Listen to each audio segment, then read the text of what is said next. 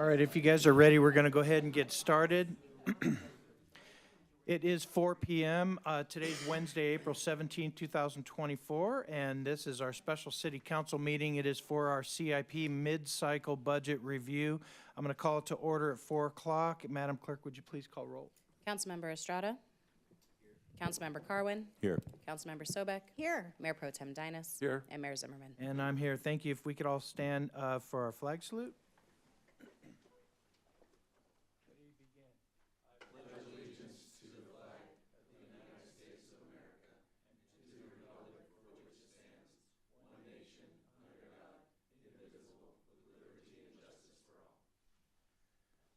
All right, thank you. Let's go ahead and get to it. Our item 4.1 is our fiscal year 24-25 capital improvement program mid-cycle budget review. I think Mr. Hickey is our chief financial officer. Maybe I'll have you just lead off.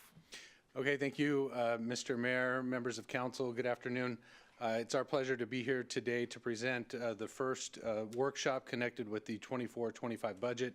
In June of last year, the council adopted a 2-year budget, and so we're now in the process of updating the second year of that budget, and the first workshop we have for you today is on the capital improvement program, and so this will be led by our Public Works Director, Mr. Nick Fiddler, and so he'll come up and give that presentation. So thank you. Very good. Thank you. Welcome, Mr. Fiddler. Good afternoon, Honorable Mayor and Council members. Nick Fiddler, Public Works Director. Today I'm honored to present to you the first ever mid-cycle CIP budget review program. So this will be also an update of the existing program as well. So again, our capital improvement program, we do have a mission to develop a comprehensive 5-year capital improvement program based on priorities, budgets, and schedule. The 5-year capital improvement program is comprised of the upcoming fiscal year budget and projections for the following 4 fiscal years. As you guys will recall, we're in the middle of a mid-cycle, so we are just completing our fiscal year 23-24. We're moving into our 24-25. So this is kind of unique for all of us. A lot of these projects were programmed previous year, so we're now moving into the mid-cycle to adjust that. So the city uses several tools to prioritize and plan for our projects. Our general plan is one, our pavement management program is another, our active transportation, our master drainage plan, local roadway safety plan, complete streets plan, and parks and trails master plan. That helps us prioritize or identify and prioritize our projects that we put into the capital improvement program, along with support from the council and mayor on projects that they see fit for this capital improvement program. So to develop the CIP project and priority assignment, the CIP projects consist of at least a 5-year lifespan. They exceed $50,000 and generally non-reoccurring. I know you're going to say, well, we're resurfacing roadways all the time, but typically those are supposed to be a 15 to 20 year service life. So we'll call that generally non-reoccurring. So we prioritize with the help of the council 1 through 4. You can see the descriptions on the right, 1 being project is urgent and must be completed as soon as possible, and 4, project improves the community but does not necessarily need to be completed within a 5-year capital improvement program timeframe. So the 23-24, 24-25 capital improvement program budget development recap. So we started this process back in April 6, 2023, where we hosted the first CIP workshop, and then where we prioritized some of the existing projects. We incorporated projects proposed by council and staff, and we provided available funding sources. And then moving up to April 20th, 2023, we hosted the CIP workshop number 2, where we developed the final list of proposed fiscal year 23 through 25 projects presented, and also proposed funding sources identified and presented for consideration. Then finally, we recommended funding allocations for the existing 22-23 projects that were already approved. We then took these projects that were based on the approval from the council to the Quality of Life Oversight Committee on April 25th to get their concurrence that it met the general plan, and ultimately they recommended approval. No, I'm sorry, not in consistency with the general plan, with the consistency with the Measure DD quality of life measure. And then in Planning Commission on May 11th, we took it to make sure it was consistent with the general plan. And then citywide budget approval on June 21st. On 23-25, citywide budget was approved. And then now, or most recently, in February 7th, we did a mid-year budget workshop where we actually added 2 projects to the CIP, and then we provided update to the existing projects. So moving into the capital improvement programs update. So right now we have 78 projects that are active in our capital improvement program. The projects that are highlighted in green are either in construction for projects that are in construction or in process for ones that are a planning type document. And then items in blue are ones that are in design or planning, and then items in red have been completed. I'll give you a second to take this list in case you want to see anything specific.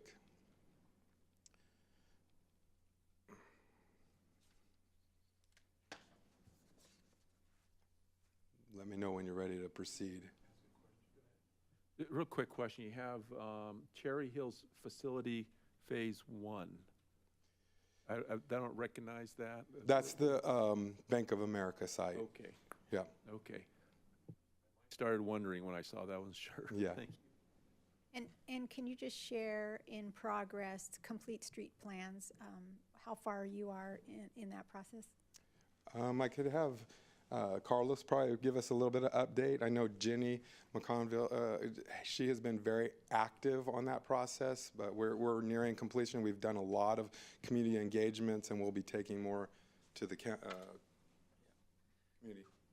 Good afternoon, council members. So yeah, we're towards the final end of the Complete Streets program. We are nearing the final draft of the document, which will be presented to our PAT group, so we can review it, and then we're going to take it through different planning commission, through different groups, just to make sure that there is consistency, similar to what we're doing with the CIP.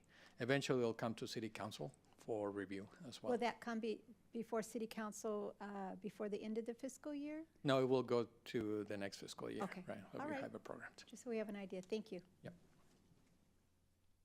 Thank you. Director Fiddler, I noticed on the list we have the new Menifee City Hall, and I remember we had a workshop about that. It's in planning. I remember having a conversation saying there are 3 important facilities we were thinking about. 1, Menifee City Hall. 2, the police station, and 3, a mock center. I don't see a police station or a mock center in planning. What are your thoughts on that? As you recall, we are working through a workshop that will, Urban Futures will be presenting to us again to kind of go through funding mechanisms for all the various facilities. I believe, Rebecca, if you need additional information, Rebecca Kramer has been the one that has been overseeing that project. Right now we do have the Civic Center as the primary target, but we will be looking at all 3 projects as they move forward. I guess, go ahead, sorry. There is a timing for all 3 of them. This one being the most critical because of our lease timeframes for this current facility. All right, and I've said this in a previous council meeting before. The City Hall was discussed as, I took it as a workshop. I don't remember taking a vote or a consensus, 3 out of 5, that the City Hall was more important than our police station or more important than our mock. And so I would have liked to have seen those other 2 facilities at least in planning.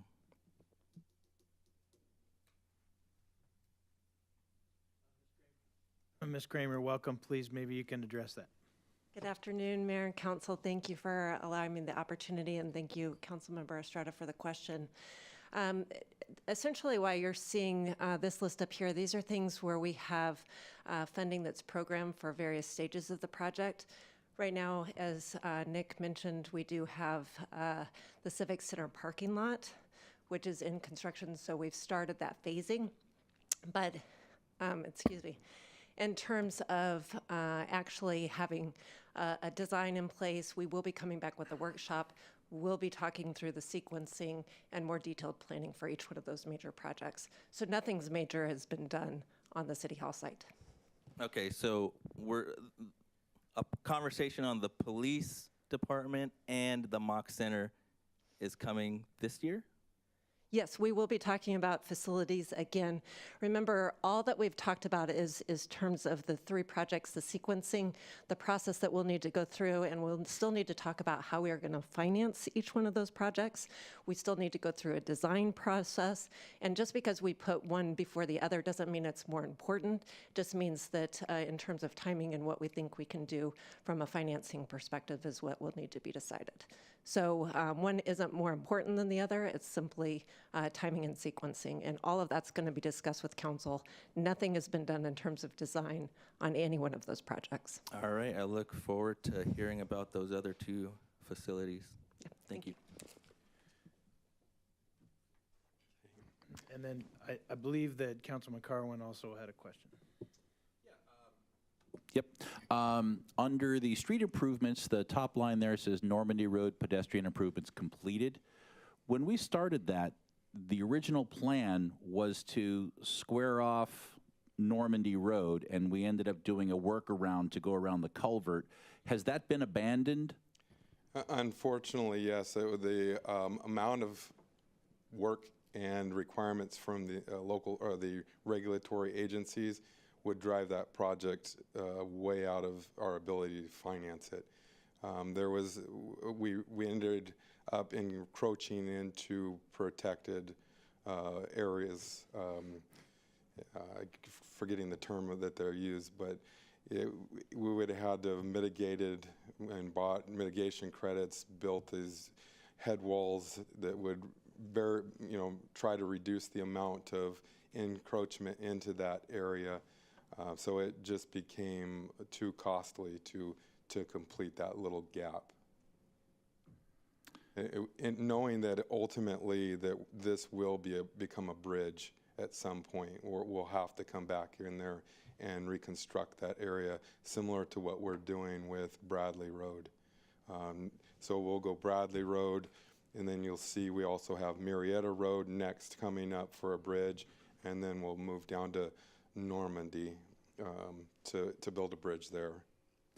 And with regard to kind of in general, all the ones that are in design, of those, this is a really giant question, but I'm concerned about funding. So the ones that are in design, are they just funded through design and then they're going to be coming back to us for construction? Just like we were just talking about with the new Menifee City Hall, it says in planning, but it's not funded, but it's on this list.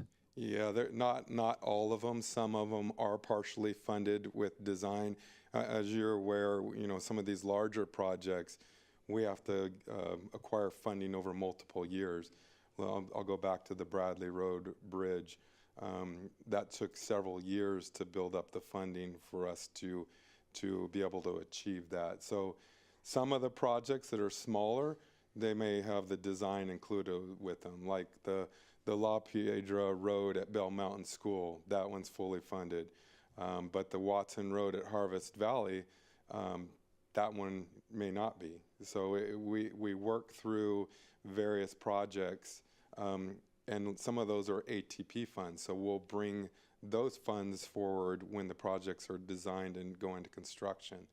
So it's a mixed bag, to say the answer. They may not all be fully funded. So the question, I'm reminded of the Bradley Bridge. We had that designed, and then the Salt Creek Trail was added, so then it required a redesign. Yep. So if we don't have the project funded and we're designing it, are we at risk of having to send it out for a second design if the funding is off into the distance? Like, why are we spending money on design if we don't have money for building? Sometimes, yes, but Bradley Road's a great example. We were able to acquire almost $9 million in state and federal funds throughout the years as we were designing that. So, yeah, that was just a bad coincidence that the county received some either state or federal grants to build this multi-use path, and they had to do it within a certain time frame. So they had to make those improvements. We're going to have to adjust the bike path at that location.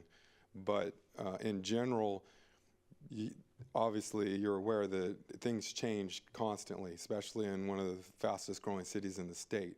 So as we're designing, we have to take that into consideration, how the roads and network are changing around us. And Scott Road's another example. We've been working on that for a long time. Now we have development that's coming in at Scott and Hahn, so we have to work with those developers and make sure our project is compatible with their project.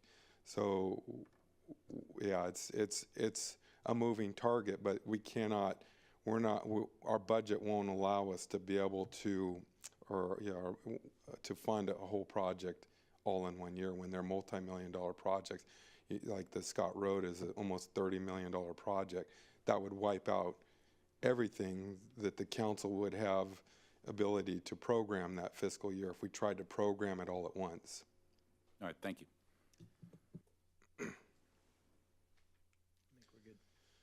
Okay, so continuing on, as I had mentioned, we have 78 projects in the CIP, active projects. 41 of them projects are in planning or design. 15 of them are in construction, and 22 have been completed. These are some more of the projects in the other 4 categories if you want to take a chance to look at those and have any questions.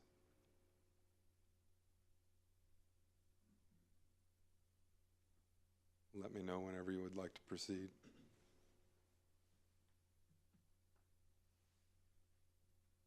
Go ahead, Councilman. Yes, this question is regarding the Quail Valley Park, and maybe Deputy City Manager Nix, since you work with the community service and the parks, you may be able to help with this. Have you gotten any update from the HOA and the Canyon Heights, their perspective on releasing their park to the city to make this happen? Yeah, thank you, Councilmember Estrada. Our team has been in communication with Canyon Heights within the last month. They had an HOA meeting, I believe it was like on March 23rd, end of March, where they were discussing the requirements that they would need to go through and their bylaws as far as releasing the property to the city. So it's still an active discussion, and they're discussing it at their board meeting, and we're pending information back from them. All right, thank you. You're welcome.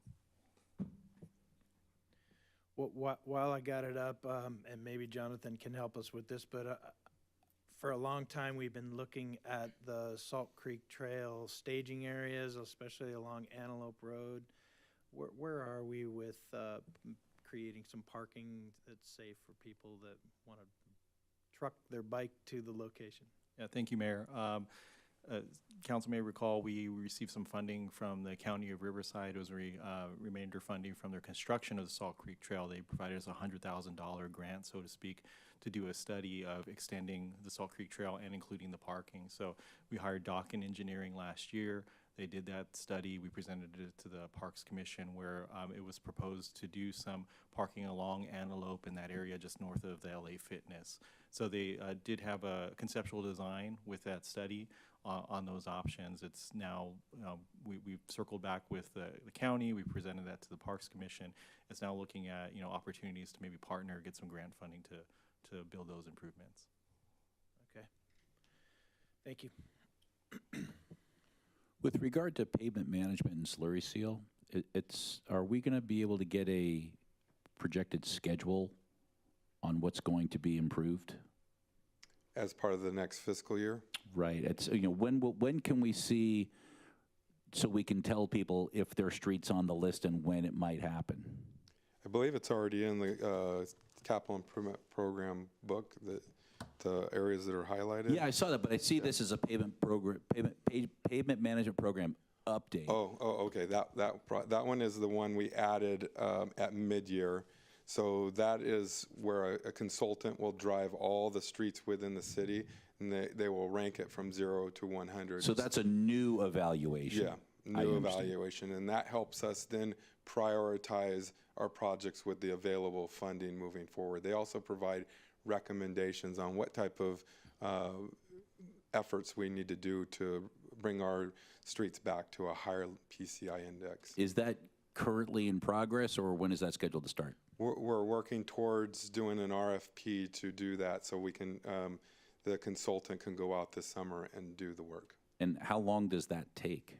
It's like maybe a 3-4 month process, because I mean you have to drive every street, you have to rank it, and then they bring it back. We make sure that all the streets are accurate. Sometimes they go and drive into a different community. We also have to verify whether it's an HOA or not, just to make sure that we're evaluating our streets and not someone else's. Right. So it's a bit of a process. Wouldn't that be a cool Menifee TV documentary to put a camera on the top of that car and record them driving every street in the city of Menifee? And you could actually have a program where you could search through all of the streets in the city of Menifee, just follow them along, and you get to see it, every single street in the city. That'd be a cool little thing I'd like to see. My car won't handle most of the streets in the city of Menifee. Well, they will be paved once, and we're not driving the dirt. Dean said if you're having a hard time falling asleep, that would be a great show. All right, go ahead. All right, ready to go to the next one? Okay, so I just wanted to give you guys a little snapshot of some of the pictures that we've been working on. You have Myriad Road before and after. You can see the new median there at Newport. And then below are some neighborhood resurfacing projects. And then this is a little small clip from a video that our IT department or communications department prepared, which was amazing. This was on our stem and soffit pour, which happened just a little over a month ago. We are looking at potentially, haven't verified yet, but they could be doing the deck pour as early as next week. We'll let you know when we get that confirmed.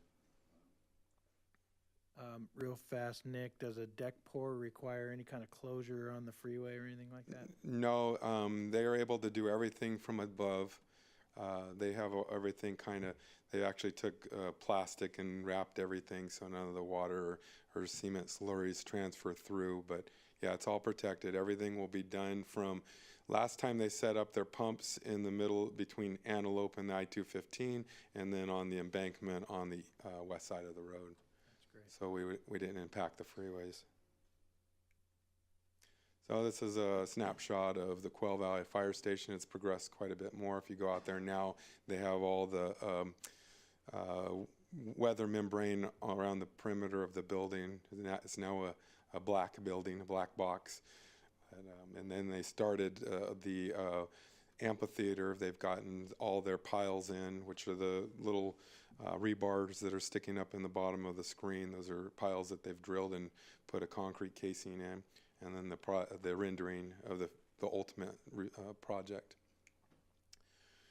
So going back to the 23-24 amended CIP budget, we started off with 21.1 million, and we ended up with 112.8. We didn't add that all at once.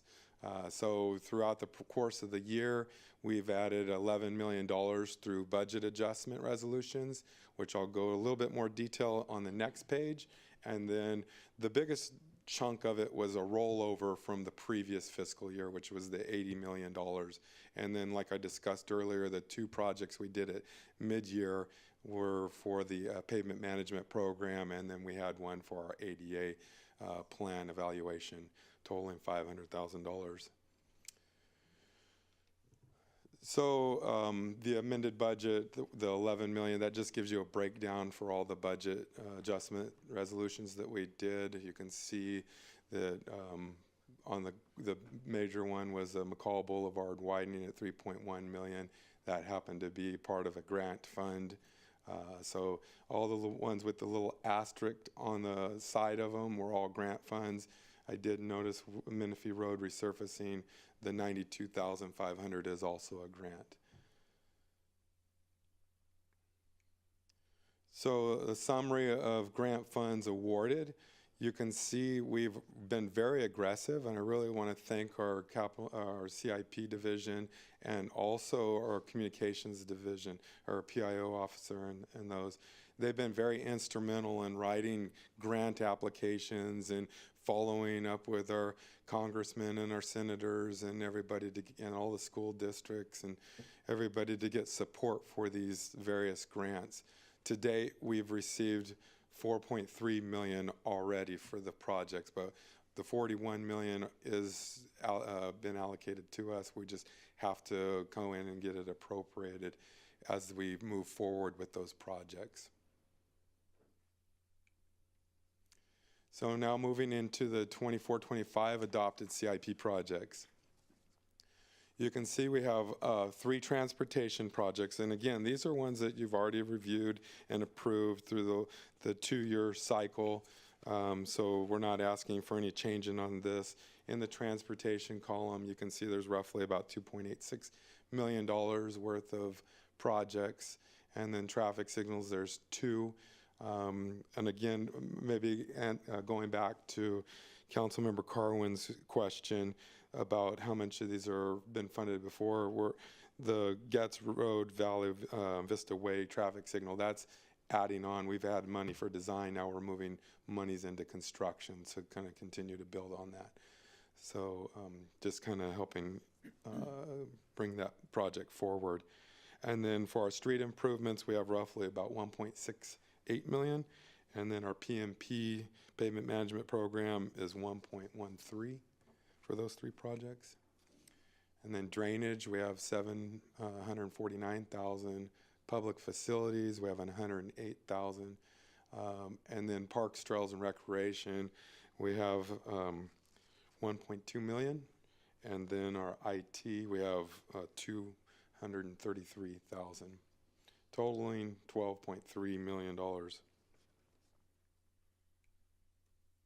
So fiscal year mid-cycle project funding requests. So this is where staff has analyzed some of our priorities, looked at some of our plans, taking feedback that we receive from either council members or citizens, and trying to prioritize them.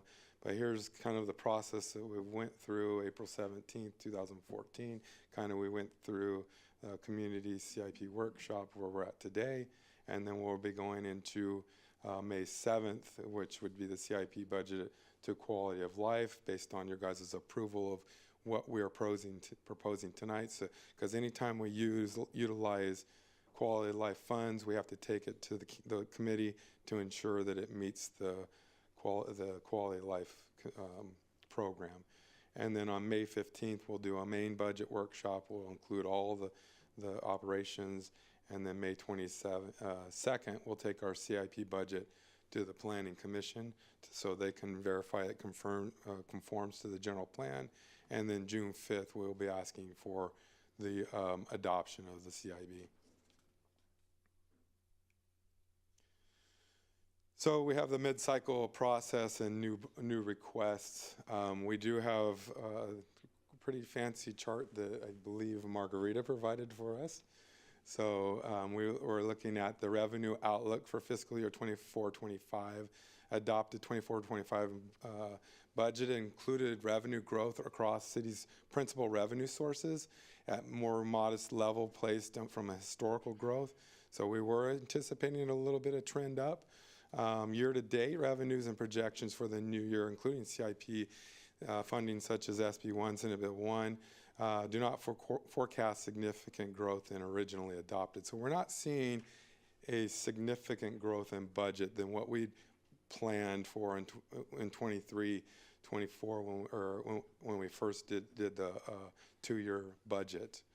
So the CIP program new budget request, we analyzed funding availability, the 5-year capital improvement program, and then we have prioritization and strategic plan of other master plan alignment. So with that, due to fiscal constraints, can present a challenge in the implementation of new and existing project prioritization, and strategic planning become critical as revenue projections begin to flatten. Allocating these limited resources to meet pressing needs are paramount to ensuring the city's continued growth and prosperity. There we go. So we do have a few projects that this staff have looked at. Our first one is in our transportation category. We're looking for $1 million out of the Scott Road RBBD. This would help continue to push this project forward. We've just submitted all the environmental documents to the regulatory agencies, so we're hoping that we'll have approval here very shortly within the next couple months, and then we'll reinitiate the design phase of that project. And we're also, as you're aware, we're starting to look at acquiring right-of-way for that project. We did bring one property to council for approval already, but we will continue that process, and then also working with the various utility companies to start their relocation process as well.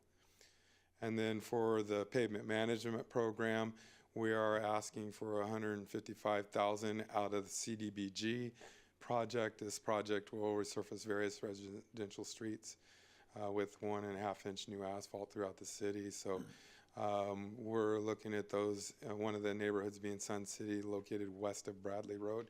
These funds have specific requirements. They can't be used anywhere within the city, so we have to make sure that they're in a part of the city that's eligible. The $155,000 requested will be used to construction of ADA ramps and street resurfacing. Whenever we touch the road, we have to go in and update the ADA ramps.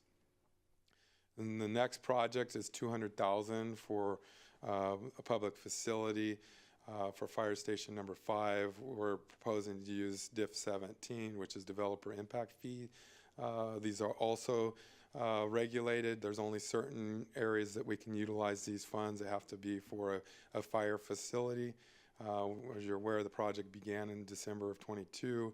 There's been several weather events that have delayed the process, and materials have gone up. We've had issues with ordering our switchgear and our generators that's caused the project delay. We have been pushing hard on the contractor to continue with the construction of that project, even though we cannot finish it until that switchgear gets here. We can open the station without the generator, but without the switchgear, we can't fire up anything. So this funding, the $200,000 funding request, would ensure that we have adequate funds to continue to manage and inspection services for that project as it moves along. Nick, before you move on, council members, it's probably a good time. Do we have any questions on the new requests mid-cycle? All right, hearing none, go ahead. I do. Okay, then think. go ahead. So do we know, so this $200,000 for the Quail Valley Fire Station 5, the delays and stuff and costs, as you mentioned, is requiring that we add more money to that project. What does that bring that project up to, do you know? Unfortunately, I do not know offhand. Maybe Carlos might be able to help answer. And do you expect any other change orders at all? I mean, is it hard to expect? The total project, it's about $8.5 million. That includes design and everything. So the $200,000 is just a little bit more, $8.7 million. The construction management portion of it was originally about $400,000.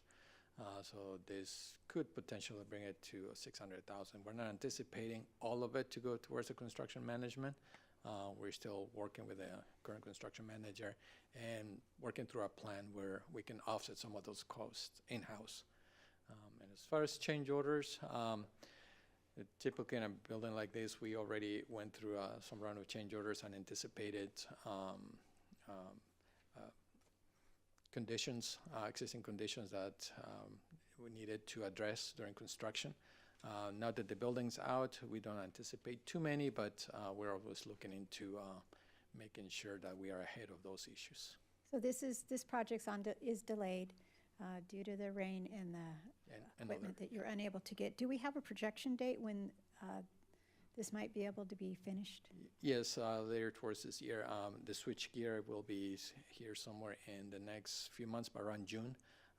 And they program a couple months for testing for SC to go in there, do some testing, and then turn on the facility. So somewhere around September, October of this year is when Last anticipate to quarter. have actual power in the facility to be able to move in. Okay, all right. And then on the Scott Road, the $1 million, the right-of-way that you mentioned, do we know how much right-of-way is going to be needed to, Yes. how many properties is involved there? There's 54 properties altogether. 54? Yeah, we're not expecting to do full acquisition on all those properties. There is different types of acquisitions, but there's 4 properties that will be acquired in full, and the rest will be partial acquisitions for expanding the right-of-way. How many did you say were full? 4. 4, okay.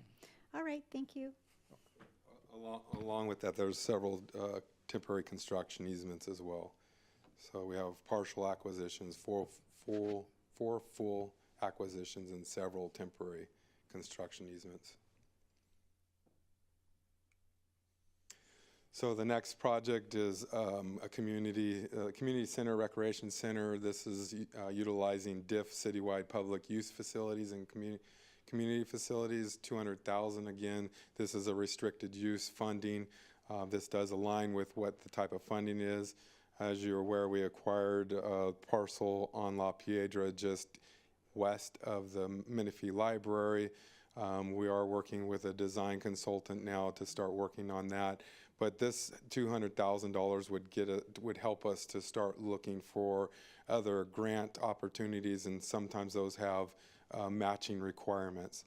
So we wanted to have something available in case we were able to get a grant to help leverage state or federal funds for that project. And then we have the Cherry Hills facility, phase 1. Again, this one is general fund portion, $575,000, and then $800,000 out of quality of life. So we are just starting the design of this project. We are looking at, somehow this got mixed up. That's not the correct description there, but we are working with a consultant to update or get ready for the next phase of construction. So we're going to be improving 2,500 square feet of the building to make it ready for PD. We feel like that's what's going to be necessary in order for us to take those construction or the design into construction when it does get complete, to go in there and do some remediation work of asbestos and lead, and then do the improvements to the building.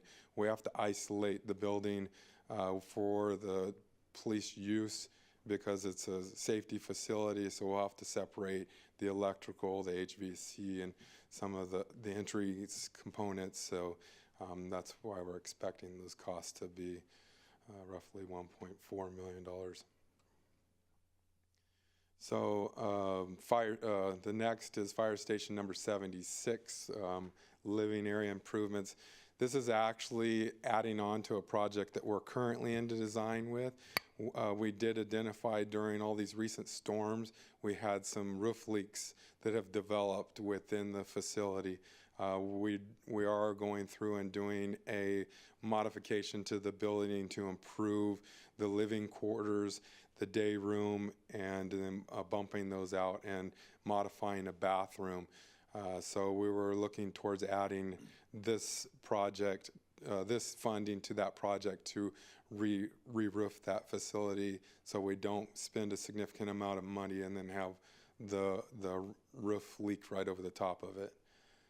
And again, this is from DIF fire funds as well, so it's kind of restricted use. And then for the last public facility is for the Case Cisneros display sign. Wow. We're proposing to use $50,000 of American Rescue Act plan. The existing LED display that's out in front of the center right now hasn't worked for several years. The LED sign provides vital information on the uses at that facility. So it's important to that facility to be able to provide what type of events or programs are offered there. The $50,000 would replace the existing sign with a new LED signs. And then our Parks and Trails and Recreation, we're asking for $100,000 from the American Rescue Act plan. We do have some existing Cherry Hills Boulevard medians that we get several complaints from the community about because they are unfinished. This project would actually be kind of, I would call it more of a art landscape. It's utilizing various rocks and metal structures to simulate landscaping because we don't have water in that area, so it'd be a very nice combination in that area to really highlight that median. So it's minimal maintenance, no water, so it would really improve that existing median. You can kind of see in the photo there a little bit of a highlight how the rocks would meander and the landscaping would look in that section of the roadway. And those are actually metal structures. Those plants that are shown in the photo are metal. And then our IT program, City Hall backup generator. This is for our information technology. We're asking for $120,000. Right now, our servers, they only have about a 30-minute backup. So whenever we lose power, kind of what we experienced with the one council meeting where we had the power outage and we couldn't proceed because we had no power. This project would enable us to power up our server rooms, and then we would also look to power up this room because it is also our emergency operations center. So it would be critical to protect our data that we have, and then also for our ability to continue to function when there are outages. So I'll stop there because that's the last of them, and we have a total of about $3.2 million in recommendations. If you have any questions on either this slide or the one before, please let me know. Real quick, Nick, that backup generator, that's for this facility, but is it something that can be moved to another site? Good thinking. Yes, we are looking at that. We're looking at a couple of different options, whether it be a backup generator, a battery storage system, or some sort of micro energy system that we can ultimately take to our new facility or to another facility as we move. There will be some infrastructure work that would be specific to this building, but anything we look at, we will want to try to make sure that it is able to move to another facility. Thank you. Mayor, Councilmember Sobek's in the queue. Thank you, Mayor, and thank you, Nick. Some of this report was done really nice. The layout was easy to read. Well, most of it was. Yeah. It was easy to read. It was great. So thanks for staff for this. I do have a question, and I don't know if this is the right workshop to bring it up because I was told that a workshop would be coming. I received a petition from the residents that live in the Banner Park neighborhood about the park. And I see here that we have on here the Case and Cyril's display sign, but they were requesting a play structure there and or soccer nets on that field. I know we're looking at 50,000 or above. I don't know what a play structure would be. When that new park was built, which we haven't even had the ribbon cutting on it yet, this petition that was brought to me and sent to me, I can't even tell you how many people signed that petition, but they love, there's a water feature there and there's basketball courts, but there's nothing for little children to do in the winter time when they can't use the water feature. And so I was told to bring that up at a future workshop, so I don't know if this is the right one, So I'm bringing that. Yeah, no, this would be our only time to really So- make modifications to. So I brought that forward to Mr. Nix and requested this, and so this is the workshop. And so I had not seen anything about this case in a serial display sign, and I'm just wondering if maybe we can maybe look for grants in the Community Service Department, maybe to help with the display sign, and maybe help those residents provide a play structure at that park or some soccer nets that that park needs. Yeah. So my question, So the soccer nets probably wouldn't meet the meet the 50,000. 50,000. So that probably would not end up on the CIP program. But if we, so I'm bringing it forward. It was told to me to bring it forward, that this would be the time to do that. So it's a lot of new residents have requested that in that area. So not sure what to do here. So Nick, you're saying because it's under the 50,000, it wouldn't be a part No, of our CIP But a play list? structure might. A play structure might qualify. I'm not familiar with where the area is because there could be a lot of grading, sidewalks to get to it. There's ADA surfacings that have to be installed. I'm not sure what level of structure that they're going to want to see. It might be something we look towards and for the next fiscal year. So I was told that 6 Yeah, months ago yeah. to look now. Okay. And so I'm looking at this now, and before I can approve this sign, I would like some information on a possible play structure then that might be able to help that playground. I went out there, and it does have a basketball court, has a restroom, but it has the water feature, which can't be used half of the year, and then there's nothing else. There's one picnic table and a large multipurpose field. So Do we know why that wasn't included in the original design? I mean, every one of our parks does it. Bryce has been dying to Yeah. answer this question. yes, thank you, Bryce, thank So you. the developer, that was a trade-off that we had. Instead of having a play structure there, they built a splash pad, which actually cost more to build a splash pad than a play structure did.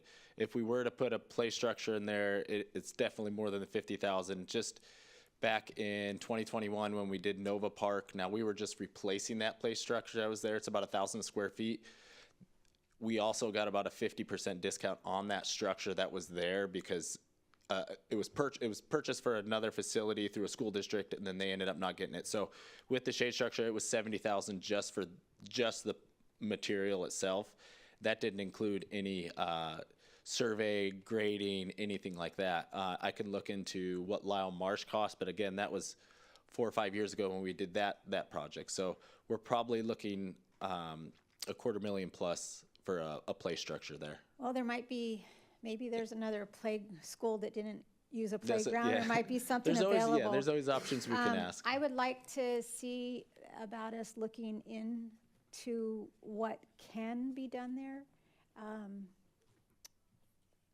So I don't know if we need to approve So- this tonight And or, we're looking at soccer goals. We're putting them at a few different locations. The that park isn't technically large enough to be considered it's a multi-use where kids, and they use it. It's heavily used. I know there's little leagues that use for flag football and the little tiny soccer right. one. Yeah, not full-size adult. So if we were to put goals there, we could definitely do that, but we want to put smaller goals. We don't want to put large for I know the that, larger kids aren't using that park for the. so I don't get very often petitions, a large amount of petitions. I had turned that over to staff, all of those names and signatures that I received. I would like us to look at something and that we can bring back and a suggestion be made. It's underutilized because of that trade-off with the developer. You've got residents that go over there and then there's nothing to do if you have little children. And I understand there's a lot of families moving into that area with little children. So if I can get some help here. Yeah, Mr. Nix, maybe you can help us out. Thank you, Mayor, Councilmember Sobek. To answer Councilmember Sobek's original question, yes, this is the CIP workshop. There's some proposed projects here from the staff, but it is open for the council to discuss any other projects that they might want to add to the program that isn't currently in the program, and then even discuss, funding options. So that's the opportunity that is available today. I agree with Mr. Howell, looking back at when we did Lowell Marsh, we purchased that play structure. I mean, that was way back in, like, I think 2018, 2019. And we got a discount on that one too, and it was like about $150,000 just for the structure. Our staff did all the labor, but then also looking at, doing the rubber surfacing like Mr. Fiddler mentioned, or any kind of grading. So you're probably, I agree with Mr. Howell, the estimate's probably around like 250 or above to do a full playground there. But again, this is open for city council discussion if you wanted to discuss adding that as a project, and then direct staff to look at some funding options. That's And the opportunity grant today. options. I Absolutely, know yeah. there's a lot of, in fact, for the Lyle Marsh, we did get some grant money Very for true. that from Play Game time, yeah. Game Time. Yeah, and so I need to bring it up to the council. It's been requested to me from a lot of residents in that area that we look at something for that. All right, so I don't know if anybody else has heard of that. Maybe you're the only one, but thanks for bringing it to our attention. I gave the petition to staff. So it's the first time any of us are hearing it. Right, that's it. I was told to bring it up here. So thanks for bringing it to our attention. I don't want to have it be where we're sacrificing electronic message board or something like that in order to do that, but can we add it to the list and without a specific time deadline? Because I know there's going to need to be some design and things like that. And so, As definitely the council's prerogative to look at adding new projects, and then also going through the process that Mr. Fiddler described as far as prioritizing, and then possibly looking at funding in the future, or if there's some funding that might be available. okay, so it can be added, council members. Do we support adding Yeah, I that think to the list? to me, it sounds like a priority 3 project. And I'd be fine adding it to the list in that regard, because it's not an emergency, but it is something that would give us time to look at, and I think it makes sense. Quality of life and it's not an emergency, but definitely needs to be added to list. At this time, I wouldn't give it a priority. I would hope that maybe there might be some park grant money that they might be able to go after. All right, so thank you for bringing it to our attention, Councilmember Sobek, and it sounds like we have Thank you. support from council, so Thank you. thank you. My question is, not giving it a priority, where does it fit in? Does it, I mean, do we Well, risk it falling off the? Oh, I don't the- know if we do that right now, if we do the priority, or if that's a I mean, recommendation. how do you put something on the CIP with no priority without it just kind of falling off to the Is it- wayside then? So I mean, council- is it more important than the priorities 2s and 3s, or? Yeah, I think, to me, I think we need to understand where it fits in our priorities of CIP overall. I mean, I support it, we need to do it, but just say, well, we're gonna handle it and look for money, that's I what believe about we the other do things have we to need put a look for money? priority to it, so we know how to So we would staff need to stability. see, we would need to see the list of priorities then. If I may, council, what we can do, if there's consensus and direction, we can add the project and then bring back a brief update during our next workshop for the budget. And if you want to allocate a priority at that time after you've seen the full list after this discussion, we could do that as well. Councilmember Sobek, what Yeah, priority do you recommend? Well, that's what I would like to see the whole list. I don't want to take away from something that may be a 1 or 2 that, but it might fit in with the 2, who know, I'd like to see the list.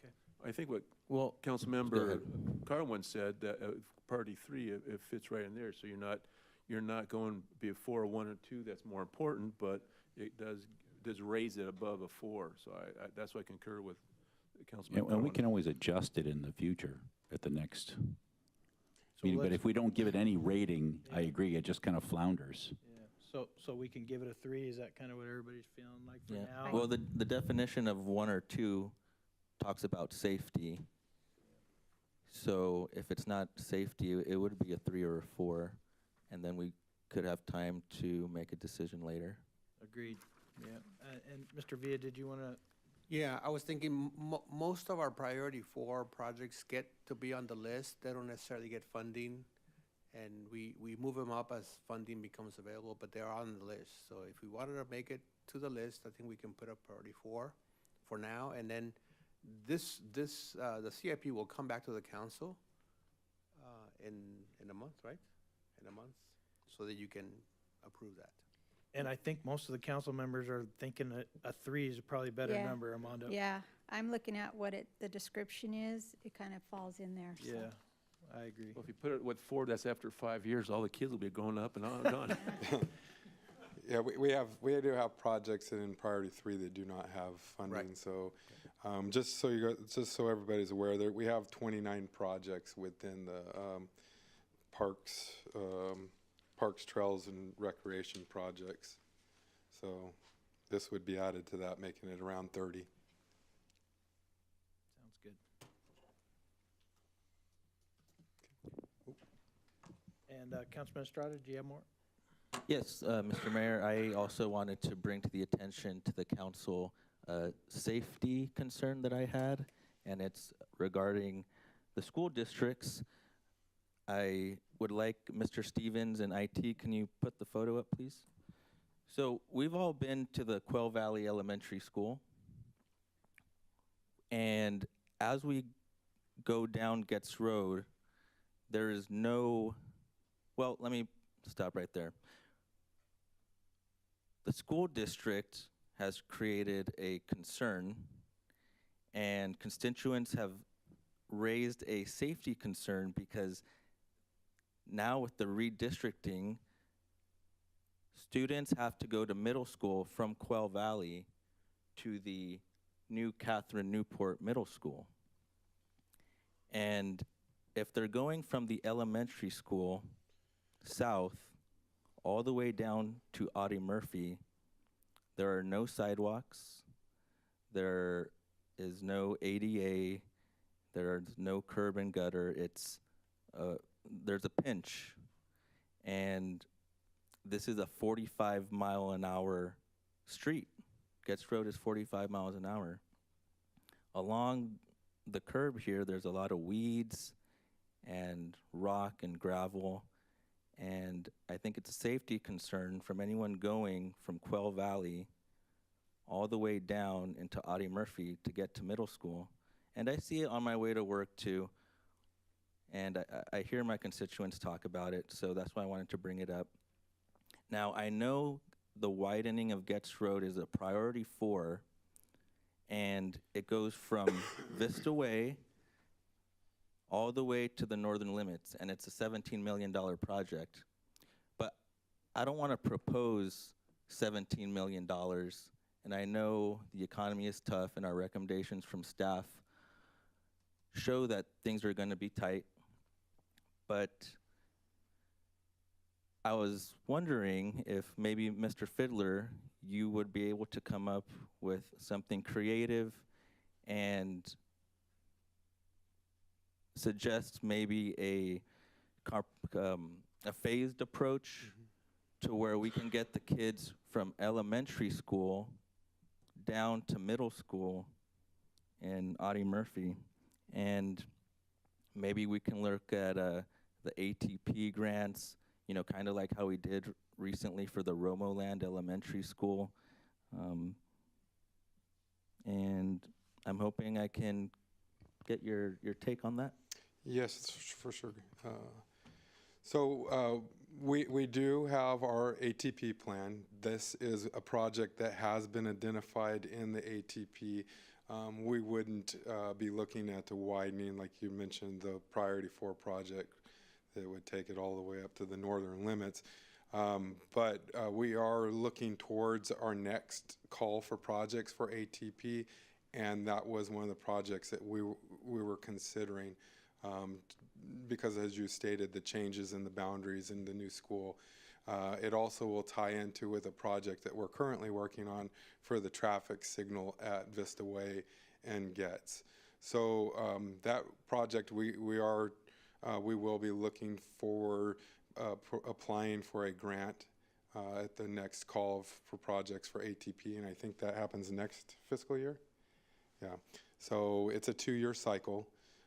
But we've kind of looked at ways on how we could try to widen the roadway to put a sidewalk at least on one side There are some significant constraints through that area because of the right-of-way, but we're going to try to get creative and figure out a way to at least find a way to get walkways on one side. Okay, yeah, $17 million is a lot of money, but Yeah. at least if we can do one side, get them from elementary school to middle school, that would be great.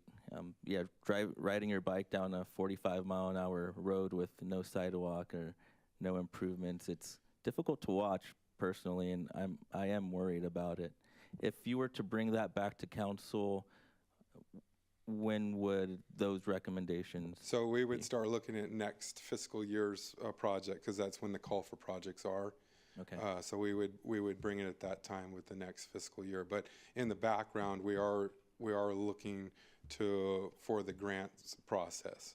Got it. Yeah. And what do my colleagues think about that project? It's needed.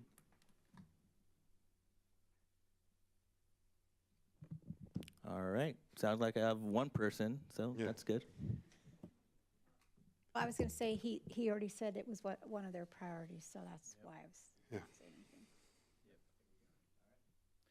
All right, Madam Clerk, do we have any requests to speak or any correspondence on this item? No, we do not. All right, thank you. Council, do we have any other discussion or feedback for our staff? All right, thank you, staff and team, I appreciate do all the have good one more updates. slide for Oh. the recommendation, if they can bring back. I didn't know about that. Yeah, no, I just want to make sure I cover everything. This Our just in. recommended action, review the capital improvement program, fiscal year 2020. Mid-cycle budget review, presentation, and provide feedback to staff. So, there you go. Make sure I close out right. We don't want any slides to not be Yeah. shown. All right, so, council members, if there's anything more, hearing none, we're going to go ahead and adjourn this meeting, and thank you, team, for that. And don't anyone go anywhere, because we are